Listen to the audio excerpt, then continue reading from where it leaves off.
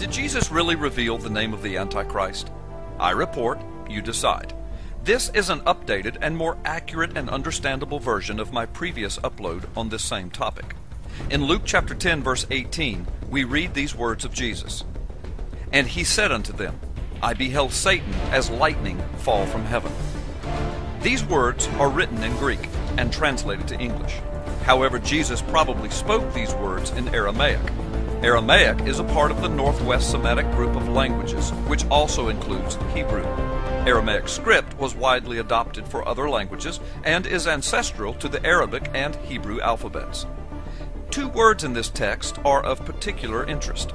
The words are lightning and heaven. Jesus said, I saw Satan falling as lightning from heaven. In Greek, the word for lightning is astrape. It has a direct Hebrew equivalent. From Strong's Hebrew Dictionary, words 1299 and 1300 from the Hebrew language, the word for lightning is barak. In the Greek text of Luke chapter 10, the word translated as heaven in Greek is uranos. It can mean the heaven of God, but it also carries with it the connotation of the heights, or a high place, or the domain of Satan himself. Evidence of this is found in the same book of Luke, in chapter 8, verse 5, when Jesus speaks of the gospel being attacked demonically.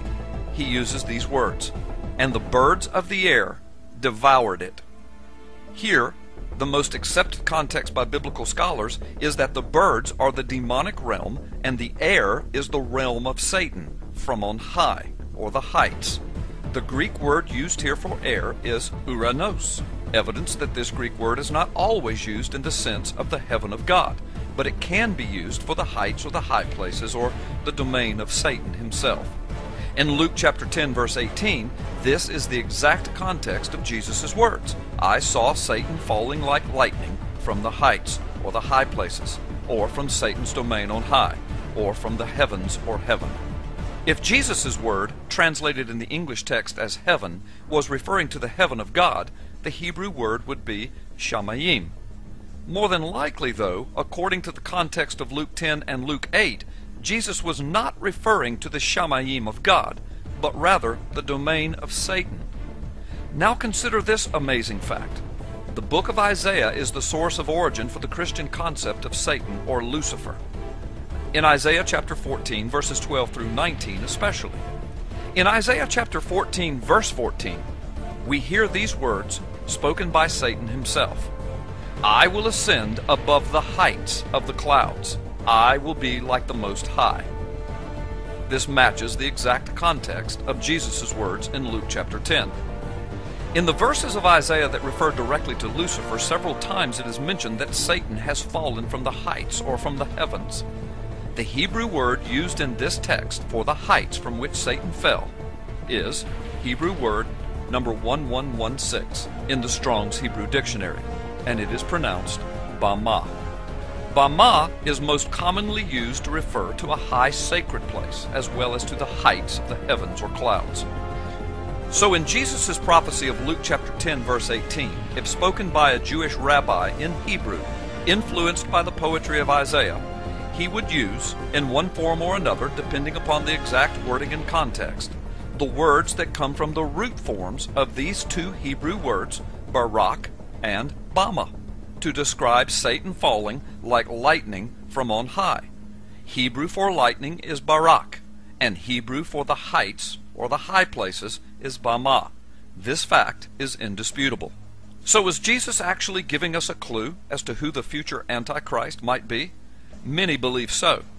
It is possible that it is merely a strange coincidence. Yet it cannot be denied.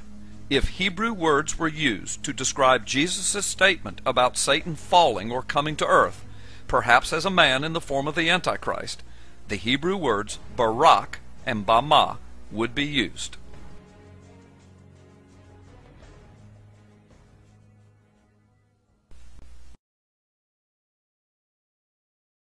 Got some information I want to share with you concerning Barack Obama and his trip to Israel. We have him going to meet in various locations, and it will be on the 10th of Nisan, which is disturbing in its own right. Same time Jesus had entered right before Passover, 6 days before Passover. and Barack Obama will be there on March 22nd as well. But now they are saying, after they already say that he is a God of all things and that he is the Messiah and now dubbed as the second coming, they are making a statue of this man made of ice, and they are centering this at the old train station. The old train station southwest of Mount Zion. Now, if you were to go out of this exact spot and travel to the Temple Mount, you will pass directly through Mount Zion and the upper chamber where the Last Supper was held. And to get to Mount Zion, you have to pass through Gehenna, which we get from the concept of hell or purgatory that Jesus referred to many times in the Bible, I believe 11 times. Now, the most interesting point of this is if you were to draw a line from the exact spot where the statue will sit of ice at the old train station, you will pass directly through hell to get to Mount Zion. You will go through the upper chamber where other miracles had happened, and you will end up the Dome of the Rock, the Temple Mount, right here, and it is exactly 6 meters. See how they work with numbers. See how they do with this Masonic stuff. Even Washington, D.C. is mapped out Masonically. Keep an open eye on what's going on, because these are the things you're going to have to pay attention to as this abomination of desolation enters Israel.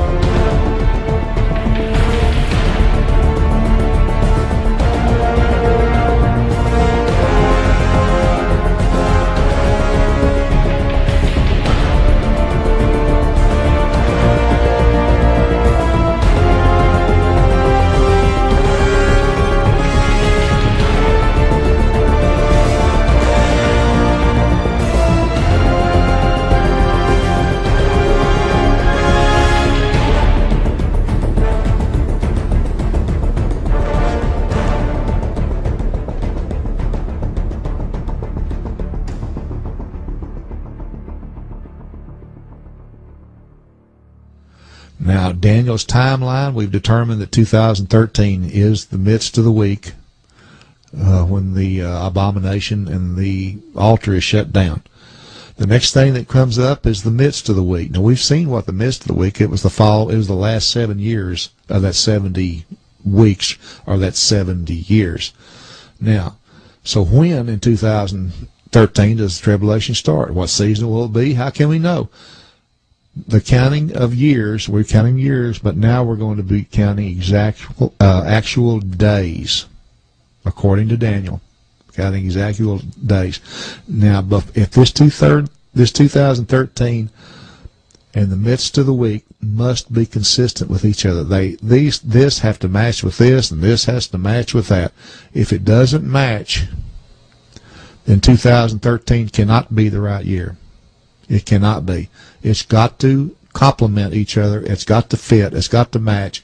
It's like when God reveals His truth, all the prophecy pieces just fall in place all by themselves. All we got to do is just stay out of the way and watch Him work. So now we're going to get into the midst of the week right now. This is our Daniel's chart. This is our prophetic baseline.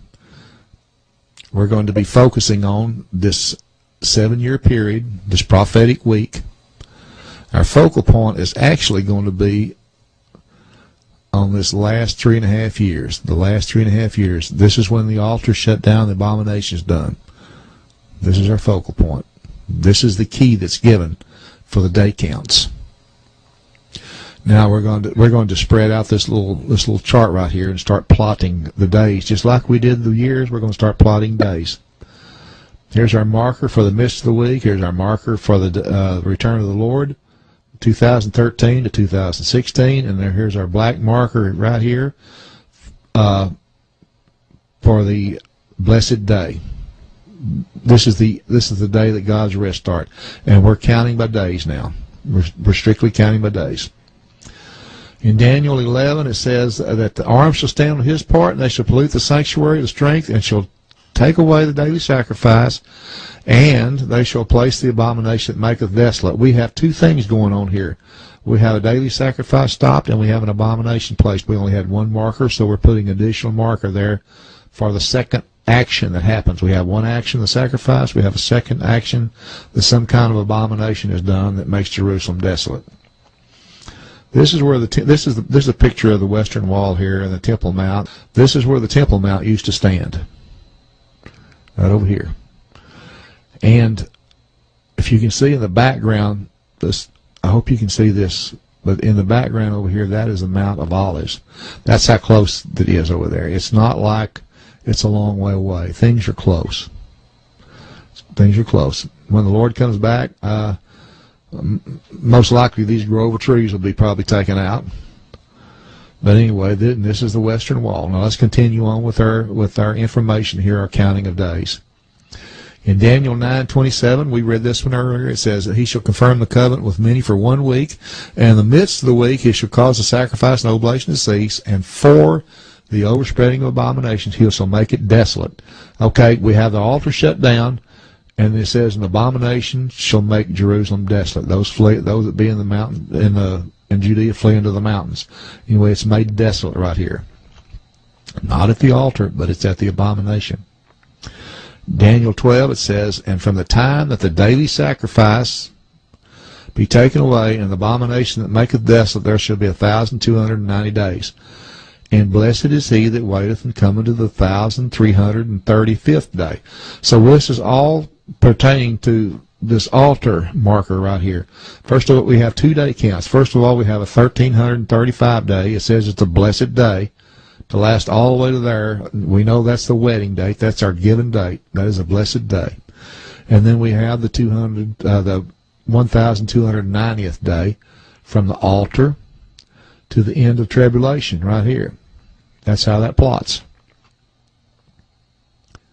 This is our given date. We know that the blessed day is the wedding day, and we know according to the Jewish calendars what day that the Feast of Tabernacles or Sukkot or the wedding day falls. That's our given day. Just like the Manna Week, when we had 2/15 was our given date, this is our given date here. We know when this happens. From 1,335 days to 1,290 days, we see that this little gap right here that we didn't know whether it was a year or what, we see that it's 45 days. Just subtracting the two shows that that's a 45-day period right there. Now, let's go to the next verses. Matthew, this is the Lord's words. Matthew 24. When ye therefore shall see the abomination of desolation spoken of by Daniel the prophet, the Lord is going back and quoting Daniel, referring to Daniel, spoken of by Daniel the prophet, stand in the holy place, some kind of image on this temple mount, some kind of abomination sets up. Whosoever readeth, let him understand. Them that be in Judea flee into the mountains. So the fleeing is going to be right here. It says when the abomination is done, the fleeing starts. Not here. Things are applying to this marker here, the abomination. Yeshua also says, but pray that your flight not be in the winter, neither on the Sabbath. For then shall be great tribulation, which was not since the beginning of the world, no, nor ever shall be. He said, pray that your flight not be in the winter, and neither on the Sabbath, right here. He says, and that our winter is over. Every March the 21st is when winter is over. That's when it says the Great Tribulation starts, right there, at the fleeing, right at the flight. So this is the end of tribulation right over here. Now, in Revelation 12 it says, the woman fled into the wilderness. Here's the fleeing part. Here's the fleeing. The woman fled into the wilderness where she had a place prepared of God that they should feed her there 1,260 days. We have another set of days here. 60, 1 score. A score is 20. So 1,260 days. 1,260 days. So from the fleeing part, according to John in Revelation, from the fleeing part is a 1,260-day period right there to there, where the woman is fed for 1,260 days till the end of tribulation. Now it's pretty easy to look here now to see how much of a gap this is. If from there to there is 1,290 days, and from there to there is 1,260 days, we see that this gap over here between the time the altar is shut down to the abomination is set up, it shows, according to Daniel's day counts, that is a 30-day period right there.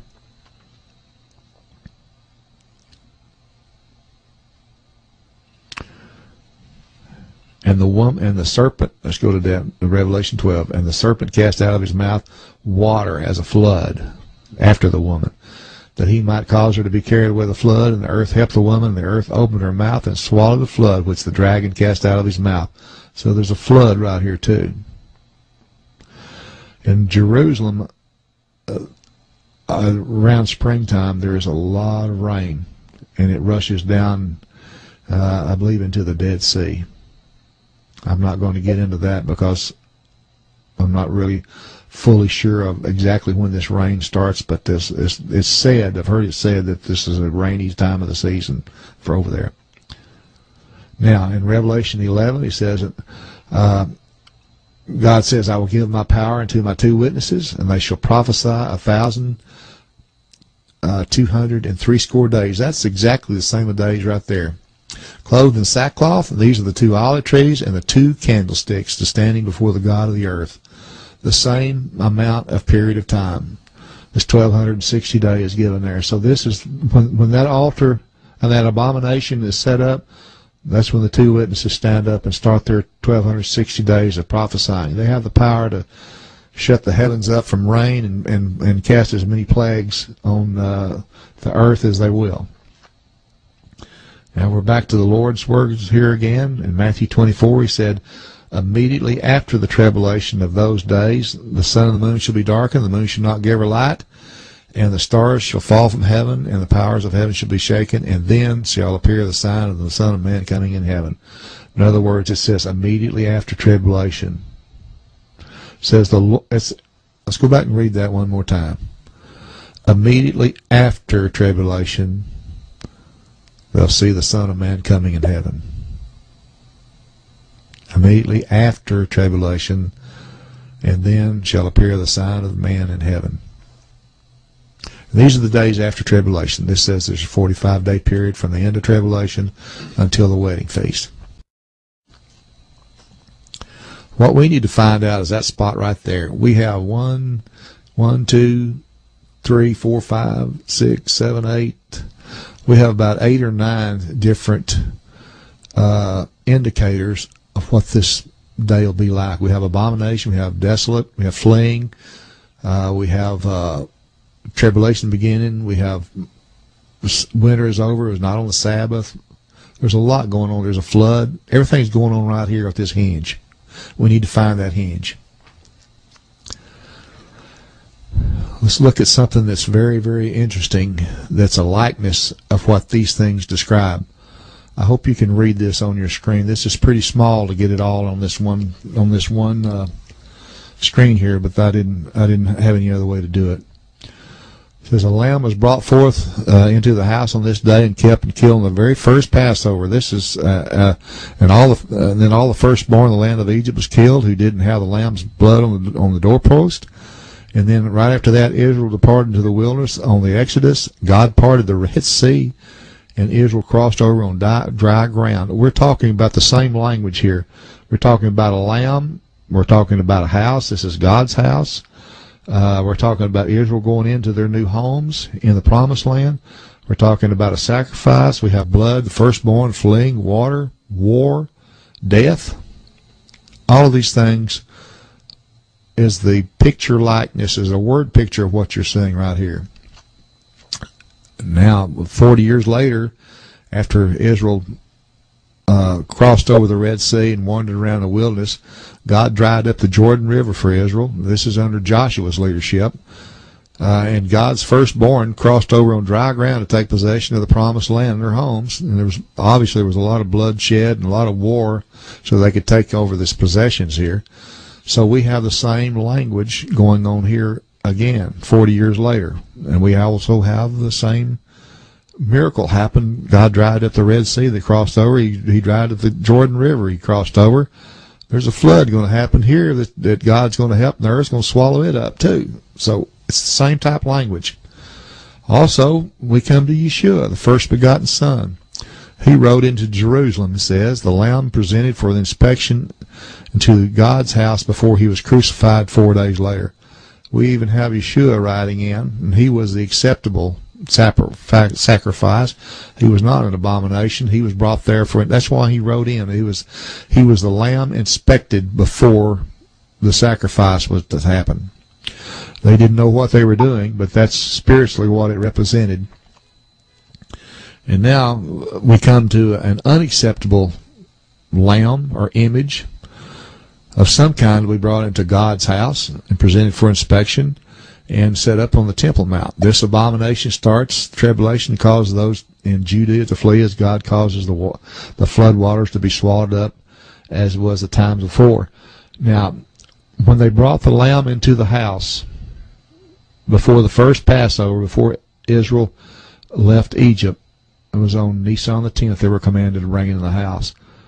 But now whenever Joshua led the children of Israel across the Jordan River, and the Jordan River dried up, they crossed over dry shod over that river, that was also Nisan the 10th. When Yeshua rode into Jerusalem on that little colt of an ass, he rode into Jerusalem, that was also Nisan the 10th. Obviously, this unacceptable image is called a lamb with two horns, and lambs don't have horns. This is obviously an unacceptable sacrifice or unacceptable image some kind is brought into God's house on Nisan the 10th also. So what we've got here, we've got all this information, all these clues, and it all points to Nisan the 10th. And it also points to that it's in after winter time. It's in March the 21st. Now, it has to be Nisan the 10th or March the 21st or later, after winter's over with. So let's bring down our markers again. Here's the altar. Here's the wedding feast, the one known blessed day that we know. And here's the abomination when the abomination is done. So according to the scriptures, all we have to do to find this spot is start at some wedding feast, some blessed day, and simply count back 1,335 days. That brings us to the altar. Or, to find the image date, we count backwards 1,305 days, brings us to the image date. Another way to find the image date is count the full 1,335 back to the altar and then count forward 30 days. It's all going to bring us to this point right here. This is the gateway. This is the door, one of the doors that no man opened unless God opens it, and no man can close it unless God closes it right here. We find this doorway right here, and we found when the Great Tribulation starts. Now, according to the information we've been given through Daniel and the other scriptures, it says this date is Nisan the 10th. It's not in the winter. If it's not in the winter, then it's on our March 21st or later. It's not on the Sabbath. It's before Passover. If it's March the 10th, that's obviously before Passover. This vision of Revelation 12 where the woman flees has to take place. It has to fit Daniel's timeline. It must be in 2013. In other words, it has to fit these day counts that that's been given to us in Daniel. It also has to be in the year 2013, as according to the prophecies in Daniel and the fig tree nation that came about. And all this has to fit. So, if we remember back on our Hebrew calendars, now our focus is going to be on these last 7 years. Matter of fact, these last 3.5 years. The Hebrew calendar was based on lunar. The Hebrew years will have a 12 or 13 months. It varies. The Gregorian calendar is solar-based. It always has 365 unless it's a leap year. And these two different methods of calculation always makes these calendars inconsistent with each other. So what we have to do, well, this is an example first. The Feast of Tribulation, which is the wedding feast, this right here, always falls on the Hebrew date 7/15 every year. But it falls on a different Gregorian date each year. It falls somewhere in September, October of the Gregorian calendar. So what we have to do is find this date that is compliant with these Nisan the 10th and also March the 21st are not in winter time. So in order to do that, we just simply look at this 3.5 year set right here. So we just look at different 3.5 year sets using the wedding feast as our marker. We're just plotting 3.5 year sections here that we're going to analyze. Now the wedding feast always happens on 7/15 on God's calendar or the Hebrew calendar, right here, and you just start right here and just count backwards 1,305 days and see where it brings us to. Will it be Nisan the 10th, not in the winter, not on the Sabbath? Let's see where it brings, to see if it fits the prophecies. So we'll start out with 2004. 3.5 years later is 2007. We just look at our one given dates that we know. The Feast of Tabernacles, or the wedding feast in 2007, happens to be on September the 27th. You can go to any calendar program, any library, anywhere, and get these same dates. September the 27th in 2007 happens to be the day that the Feast of Tabernacles begins. It falls on. So just count back 1,305 days to see what this date is. This date happens to fall on March the 2nd, 2004, and it's the Hebrew date, Adar the 9th, which is the 12th month, the Hebrew's 12th month. So that doesn't match. It doesn't fit the prophecies. Let's try another set of 3.5 years, 2005 to 2008. The wedding feast that year in 2008 happens to fall on October the 14th. Count back 305 days. We come to March the 20th. That could hit. That's pretty close. That's pretty close. Let's see what it is. Falls on the Hebrew calendar. If it falls on Nisan the 10th, we have a match. And it falls on, this is one particular year they happen to have a 13-month year. It falls on 2nd Adar the 9th. So that doesn't match. Let's go to the next set, 2009 to 2012. The Feast of Tabernacles that year is October the 1st. Back 1,305 days is to March the 7th, Adar the 11th. That's no match. Now let's look at the 2013, the year that Daniel gave us, the year for the Daniel prophecies. 2013 to 2016. And according to Daniel's years, 2013 began the Great Tribulation in the midst of the week, right there. And according to Daniel's timeline, 2016 was the Lord's return, that little red marker right there. So let's see what the Feast of Tabernacles here. The Feast of Tabernacles is on October the 17th this year in 2016. Now let's go to the March calendar. We're going to go to a March calendar in 2013. Here it is. March the 1st falls on a Friday. The end of winter is right there on Thursday, March the 21st. The next day is, the winter ends here. Here's the Sabbath. You should have said that your flight not being in winter, then you go on Sabbath. So there's those 2 dates, or those 2 days. We're going to lay the Hebrew calendar in now on top of the March Roman calendar. Adar the 20th falls on March the 1st. We're just simply counting on forward. Here's Nisan the 1st falls on March the 12th. right on through. That's amazing right there. Utterly amazing. Now, here's Passover, and here's unleavened bread. And our tabernacles, here's our given date, is October the 17th. 2016 is October the 17th. Our Feast of Tabernacles, or the wedding feast, are called the Blessed Day. Now, simply all we do now is count backwards 1,305 days from here to there to see what date it comes up. It can't fall here, can't fall here, can't fall here, can't fall here. It could fall here or here. It could fall, it can't fall here. It's got to be before the Passover. It's got to match the Passover. I mean, Israel fled here. They left Egypt here. It's got to be before that. I mean, there's not much hope. I mean, there's not much room there. There's plenty of hope, but there's not much room for this to hit. Now, Daniel's timeline, 2013, fit in the midst of the week, fit the day and the hour that no man knoweth, happens to be the Feast of Trumpets, 2016, after the tribulation. We have a consistent, perfect match on all of this. All of this complements each other. None of it is contradictory. All the prophecy fell into place, all on its own. There was nothing forced in anywhere. Just like God plans it. If God plans it, if it's God's truth, everything falls into place. All we have to do is just stay out of the way and watch it happen.